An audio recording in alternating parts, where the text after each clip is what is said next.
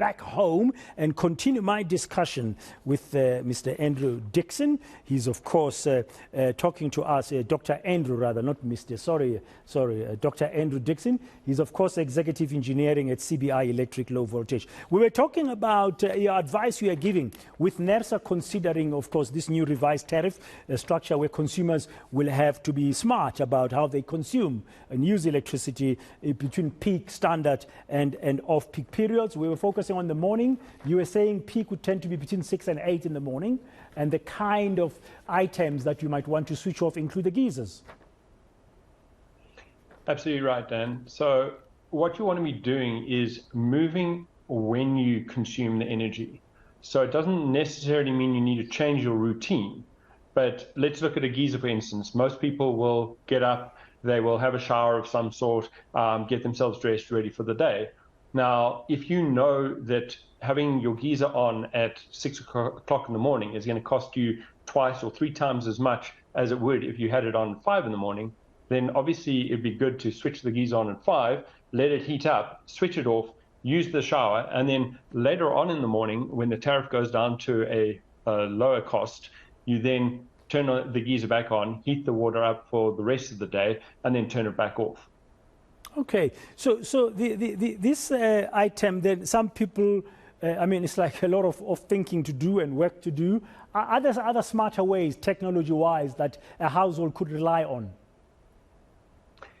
Certainly. So everyone's heard of the Internet of Things. There are smart devices popping up absolutely everywhere. Everyone is getting connected. Everyone is consuming data, generating data, looking at what to do with this data. And that goes to the consumer. So the ability for the consumer to be able to monitor what they're doing at home, control when and where they're using electricity, and at the end of the day, they can then also go into an automation process. So you don't actually now have to think, it's 5 o'clock in the morning, all right, I better turn on my geyser, all right, in half an hour's time, I better turn it back off.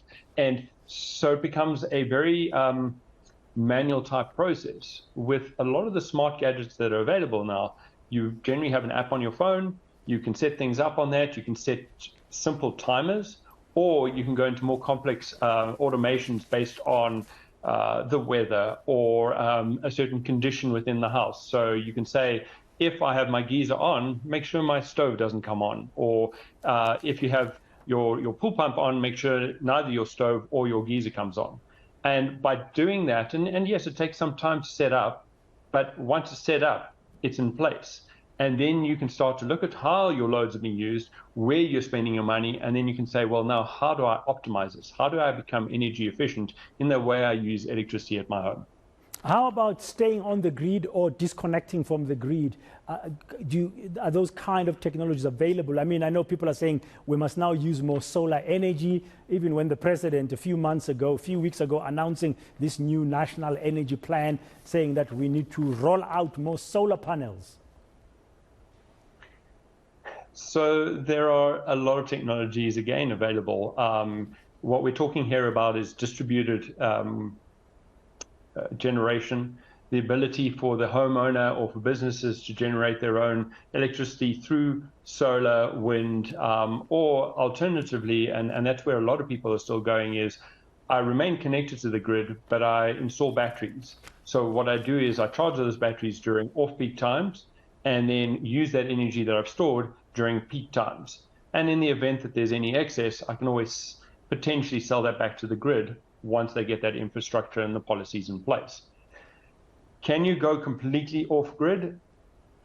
You can at quite a high cost, but at this point in time, it is an option, and particularly where Eskom is thrusting us more and more into higher stages of load shedding, you may turn around and say, actually, you know what? I want the convenience of that. I want to be able to run my house without am I going to get home to darkness? Is my gate or garage door going to open? Am I going to have lights on? Can I do my homework? Is my computer going to work? Am I going to be connected?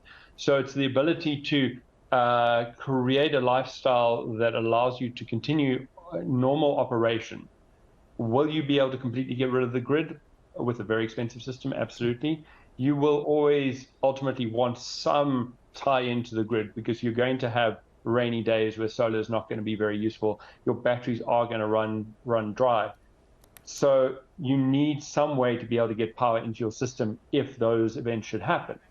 So it now comes down to a very, very fine balance of being able to control how and where you use energy, and then also where am I generating energy to manage my costs. And obviously, if we get a lot of distributed generation points and those get tied into the grid, you will slowly begin to stabilize the grid, and that will be a better place to be in. But for that, Eskom also needs to look at changing their policies as to how they're going to buy power, where and when, and how you're going to be able to trade energy across the Eskom network. Thank you very much for your time and explanation this afternoon and today. That's Dr. Andrew Dickson there, just sharing some insights about how you can use the upcoming new tariff system if it's approved, okay? If NERSA approves the new upcoming Eskom tariff system. Now, still